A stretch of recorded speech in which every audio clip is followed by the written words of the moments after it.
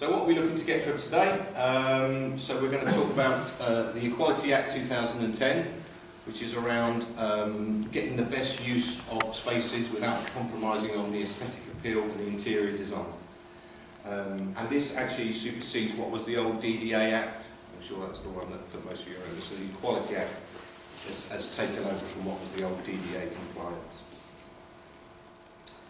So what's the importance of a good design? Well, considerate design and colour specification is important to all users, especially those with reduced vision.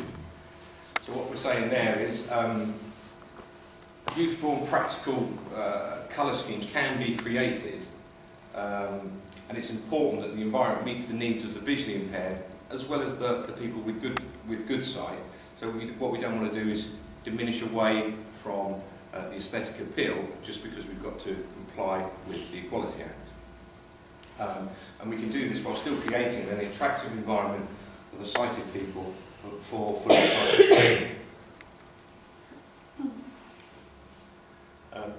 interestingly, 3/4 of the information that we gather, so 70 to 75% of the information that we gather through vision. It's our most important sense, and then it's hearing, and then it's touch. There's over 2 million people in the UK registered as blind, and it's all different types of eye diseases. And if you can understand how those eye diseases affect people, then you can design things around them so that it will assist them with confidence in moving around places. So of those 2 million that are registered blind, only 4% of those are actually fully blind. So that means that 96% we can help in some way. And what they do is they see pieces of information and they fill in the blanks with their residual memory. There's 80 different types of eye diseases, and as I said before, so if we understand them, then we can create designs for the environment that enhance their confidence and also ultimately their independence. So, this is what somebody with a normal eyesight should be able to see. I always like, this is one of the worst pictures we've got. If you look, I think grapefruits are 5 for £1, so I don't know how old this picture actually is. But I don't ever remember grapefruits being 5 for £1. But it's a bright and it's colourful and there's lots of different colours. So that's how somebody with normal vision would see it.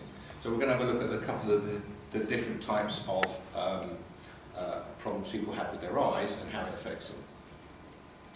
So this is called the loss of peripheral field vision. Sorry, it's not. It's called the loss of central field vision. And this group of people, they can't see the stuff that's right in front of them. So right in front of their eyes. They've pretty good peripheral vision, but they can't see anything that's directly in front of them. And they tend to have problems with depth and distance, and colour perception can sometimes be a little bit, you see where everything's kind of merging in around the sides here, so they have problems with colour perception as well. And obviously, as you can imagine, they have a lot of trouble with reading, not being able to see the central part of what they're looking at. This is loss of peripheral field vision. It's otherwise known as tunnel vision. You might have heard of tunnel vision before. So if you imagine if you took a toilet roll tube, close one eye, and look through that, that's the sort of thing that you were talking about. Now these people, they can see ahead of them, but their lateral vision is not very good. And they tend to have difficulties in walking and noticing obstacles because they have to turn their head and look at wherever they're moving. So they tend to have trouble with obstacles on the floor, low-level things, and they can be unaware of things approaching them from the side. But what they can see is actually quite clear and quite colourful. They just don't see enough of it. And then the third one is a sort of a combination of the two. It's called general or sporadic field loss. And these people, they may experience a combination of the central field loss, but also the peripheral field loss as well. But that would depend on the type of, on what part of the eye is actually affected. So, when you're thinking about designs, what we've got here is a few what we would call unsympathetic designs. If we have a look at that picture in the top left-hand corner of the what is a disabled toilet, so they've put a different colour panel up here So we can see this handrail, but that panel really should have come right the way down to the floor. The toilet is actually the same colour as the wall behind it now, and there's no definition to the toilet seat. Not to mention the fact, I don't know how long your arms would have to be to actually reach over to the toilet paper, and that's the flusher up there. Love that picture. This, so bottom left, this is a staircase that's been carpeted. Now, I think I'd struggle to walk up and down that staircase. So when you talk about somebody whose vision isn't that good, you can only imagine what that's going to be like.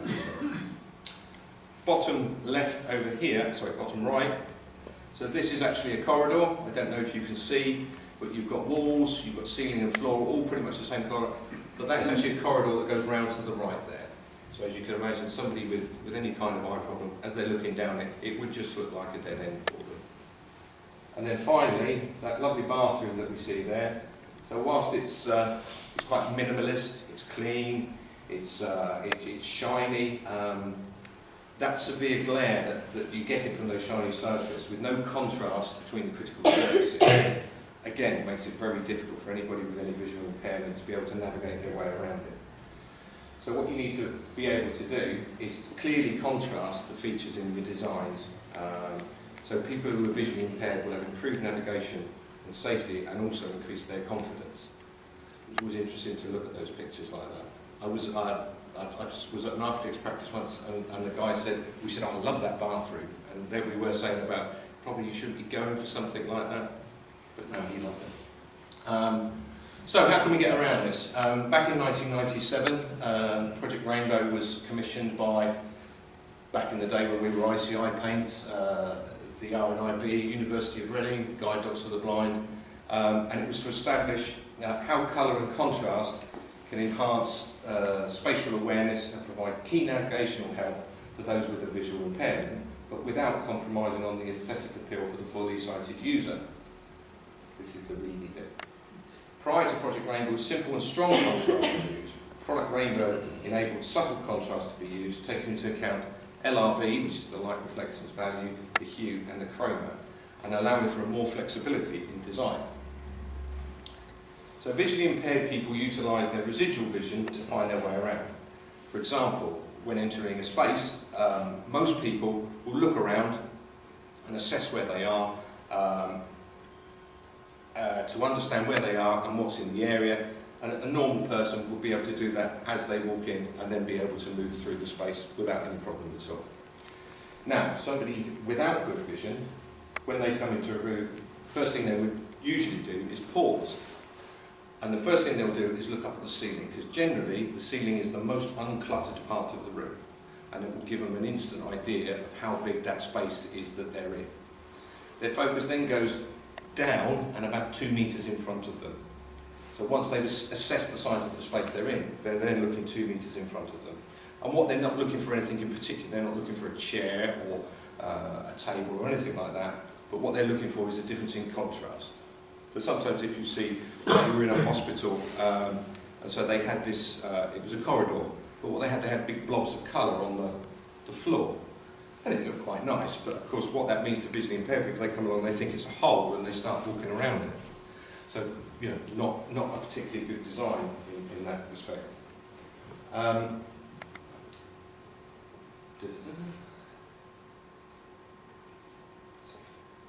So yeah, so as I said, so they look downwards 2 metres in front of them, and they look for a contrast rather than an object that's in the way.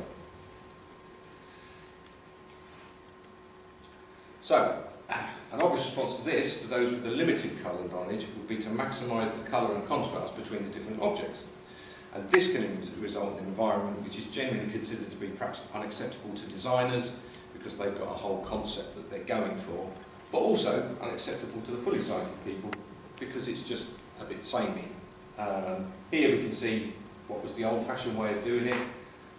White walls, black doors, yellow handrails, everything else.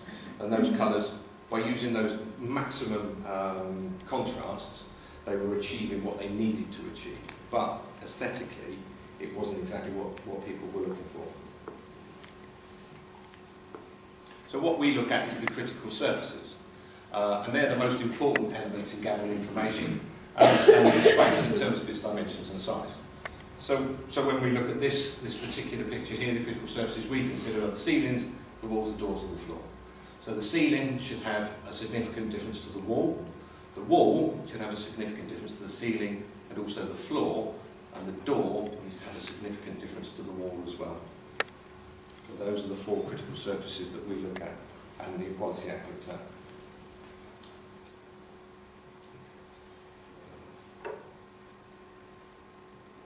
Sorry, excuse me 1 second.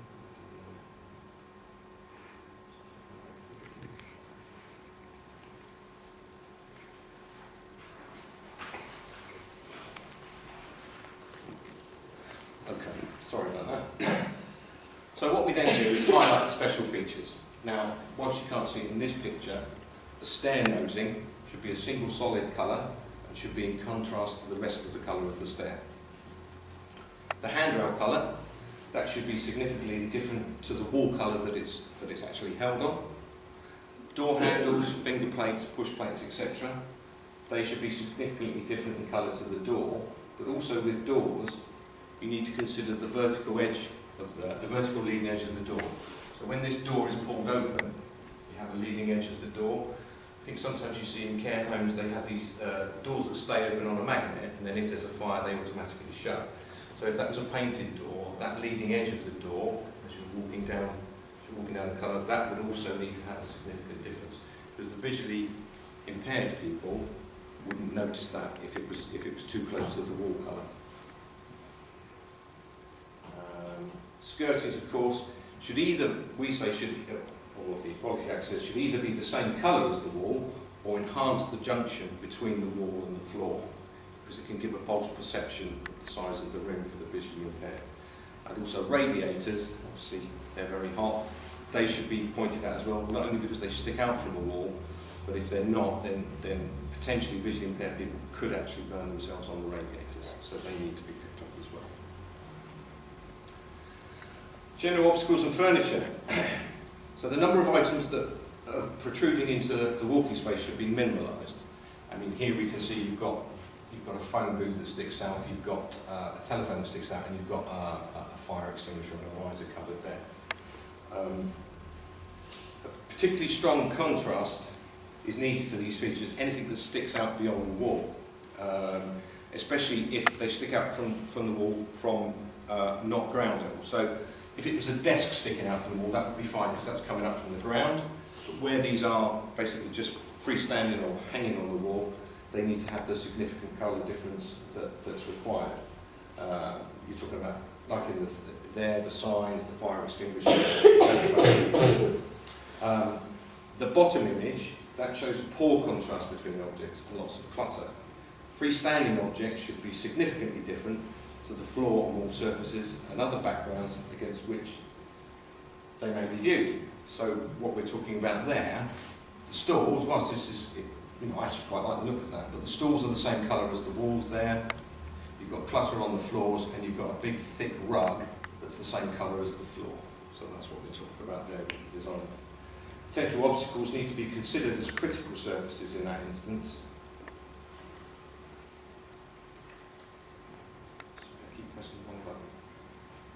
And therefore, they require the colour differentiation to the floor and the supporting wall. So really you should have a different colour rug, and the stools should be a different colour to the walls behind. Lighting as well. Natural light is a good source of illumination, but where it causes shadows, it can make an environment difficult for the blind and partially sighted people to use independently. You can see on this wall where the shadows are being cast, and that will change at different times of day as the sun goes over. Bright light sources such as those produced through direct sunlight, through windows and other openings, can cause glare and generate strong and often hard shadows, as we're seeing there. This can present significant difficulties for all users in the space, especially for those with a visual impairment. So as that sun comes over and those become a little bit more vertical, it could actually appear as a doorway to a visually impaired person, because they're seeing the shape actually impressed on the wall. So the Equality Act, now that came into effect in October 2010, and the purpose of the Act was to streamline and combine the previous anti-discrimination legislation and extend the areas covered. and that now includes age, disability, which includes mental health and people diagnosed as clinically obese, race, religion or belief, and gender. However, the Act is about people and equal opportunities and not about buildings. So when we take into account what was known as the DDA, at that time, a building manager would widen doors and put in ramps. There was actually no help for the visually impaired. This was just geared at people possibly in wheelchairs or with walkers and things. So there was no help for the visually impaired. And Project Rainbow actually changed this. Project Rainbow led to the development of visual contrast and design guidance identified in, so these are what is now identified in the Doc M, as we all used to know it, the BSA 300.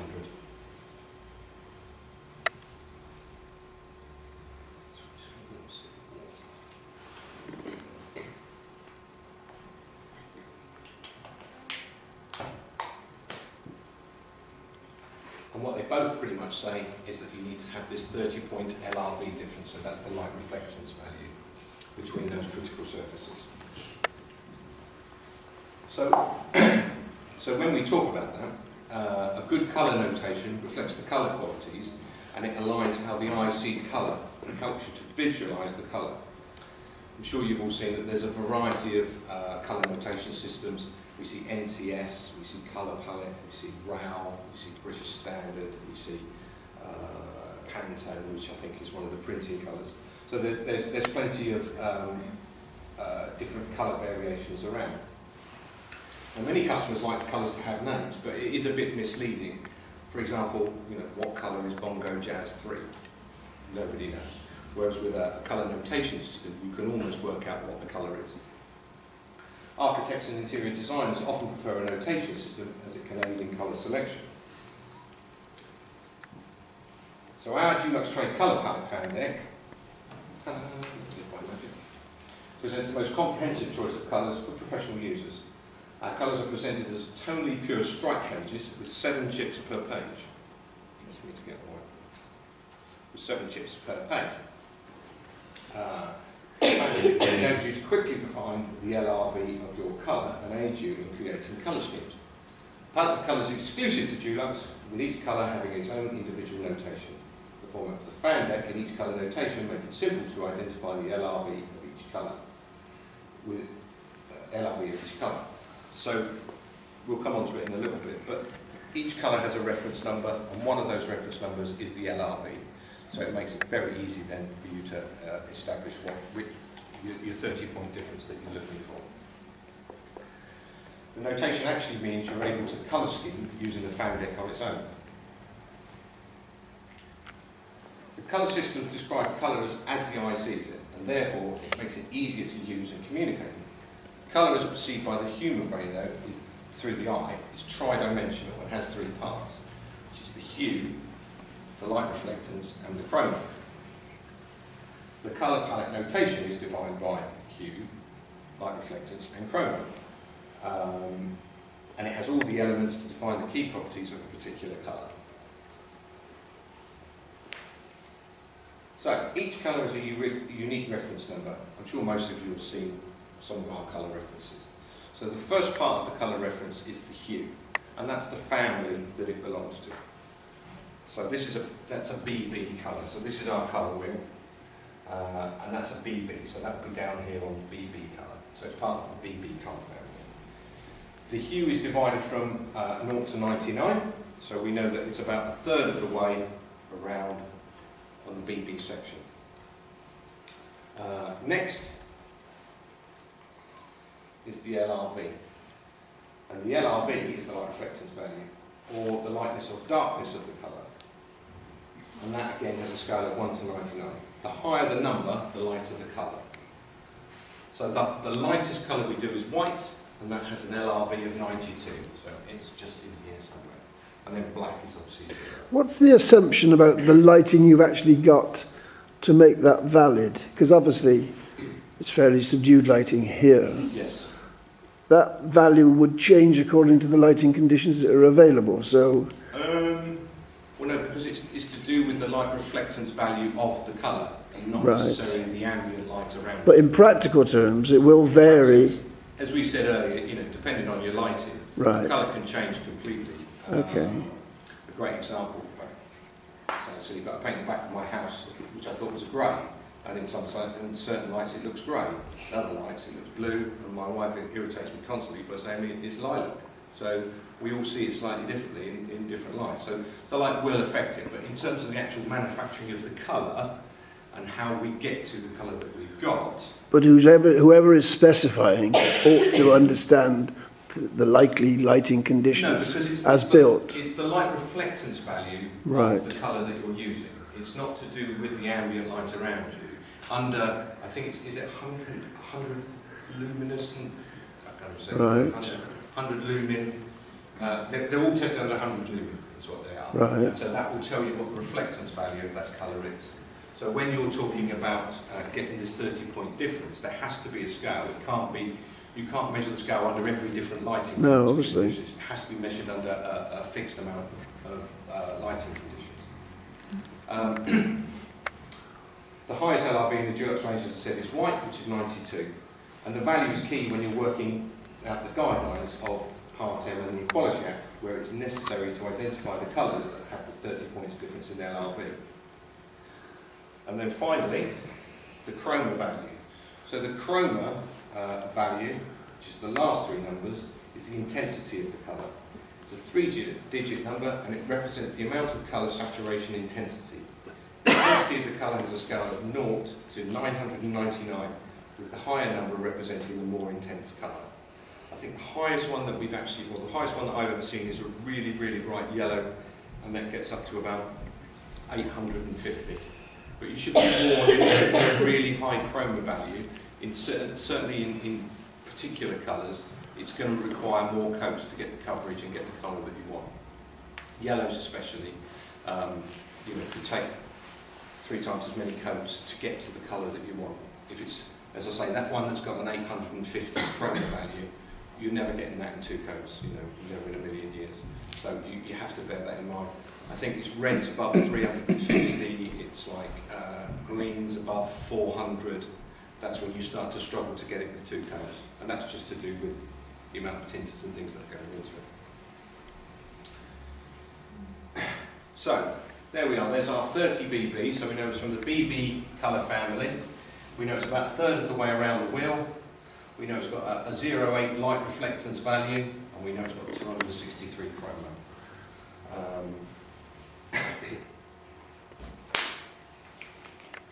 So with colour scheming,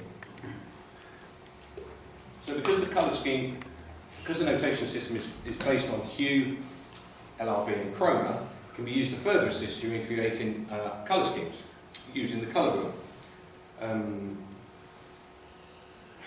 There's 3 basic types of colour scheme that you can go for. So the first one, which is the easiest one to do, because as we said, is a tonal colour scheme. So what you would do is you would take one of these stripes. So for example, the top one has an LRV of 85. You could then come down to 45 there, and then we could come down to 21 there. And there we've got our 30 points between everything, just on that. Doesn't work that maths, does it? About that. 85 there, 30, so we get 50, yeah, 45. Yeah, you couldn't do it on that one. Trust me to pick that page. So if we go 86, 54, 16. So you've just produced a colour scheme with your 30-point light difference by just using one page of the colour family. And that would be called a tonal colour scheme. The next is what they would call harmonising, and what we do there is we use the colour wheel. So there's our colour wheel again, we look at it around there, and what you would do is you would pick a colour adjacent to the colour, the first colour that you've chosen. You pick a colour from adjacent, you still need to have the LRV difference, but you pick adjacent colours. And then the third one is the contrasting colour scheme. So again, here's our colour wheel. And what you do is you go opposites. But the interesting part about opposites is you don't necessarily need to have the LRV difference, because the difference in the actual colour is enough to be the contrast that you're looking for. If you see here, 76 and 75, but because the colour is so different, it doesn't cause a problem to the visually impaired. Kind of bucks the system. The contrasting colour scheme sort of bucks the system, because you don't necessarily have to stick to the LRV values. So how do you know you've got sufficient contrast in your hues? Sorry? How do you know that you've got sufficient contrast in your hues? Because they're contrasting colours, pretty much because they're opposites. It's got to be from the opposite side. It's got to be from the opposite side of the wheel, yeah. So that doesn't mean the building regs, because the building regs still see 30 points. I haven't got an answer for you on that then, I'm afraid. But you can, we're told that you can, because the colour is significantly different, because there's no similarity between the two colours, because they are contrasting colours, you don't necessarily have to have that LRV difference. You make a note of that, Craig? We'll check that out.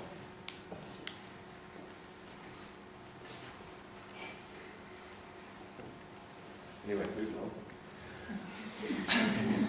No more questions, please. If we can just keep them to a minimum.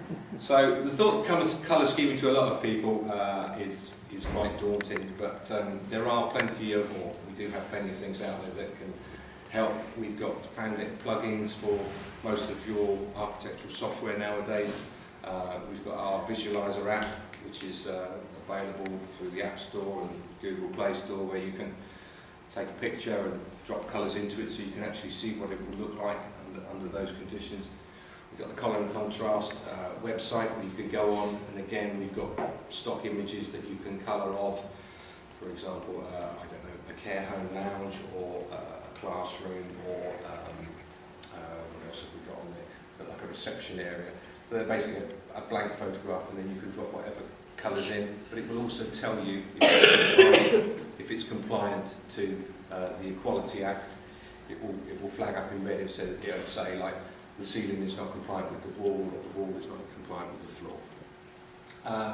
We've got the digital design guide, and we've got various other apps for designers. We've got one for decorators, and we've got one for appliers as well. It's not law. You haven't got to do any of this colour and contrast. You don't have to. The Equality Act isn't law, but it's unlikely building control will sign off your building nowadays if it doesn't comply. Really? And as a worst case scenario, of course, someone could go in and feel they're at a disadvantage in that building. And, who knows what could happen from that. So it's not actually law, but it's unlikely that building control will sign it off if it's not compliant. That's a public building, obviously. Residential is completely different, but in public buildings. But yeah, we're finding more and more. With it's well documented that people are living longer. Certainly on the mainland, all we're seeing is care homes going up. Everybody's jumping on the care home wagon at the moment, and these retirement villages and things like that. And they, very much are looking at being compliant, because they have to be, because they are there dealing with potentially people with dementia and visual impairments and things like that. So that's very important to them. And anything that's public money, that has to be compliant. It's like the fire upgrade. Strangely, even after Grenfell, it's still not legislation that you have to comply. But of course, who wouldn't know? That's the thing. We're doing more and more flake testing, aren't we? It's more duty of care, isn't it? Yeah. Rather than. It is a duty of care, but since Grenfell, a lot of public money has been diverted away from other things and has been moved onto sprinkler systems and upgrading. And there's actually two blocks in Portsmouth which had exactly the same cladding that Grenfell had. And since they've taken the cladding off, they've realised actually that the buildings now have to come down. That's about they were about putting a plaster on something, cover it with cladding, and actually since they've been in and assessed it, those two buildings are having to come down. And have to be, and these were 12, 13-storey towers, council properties. Which are going to have to, they've got to rehouse everybody that's in there, and then build some more. Yes. Just to say that Alan's right here,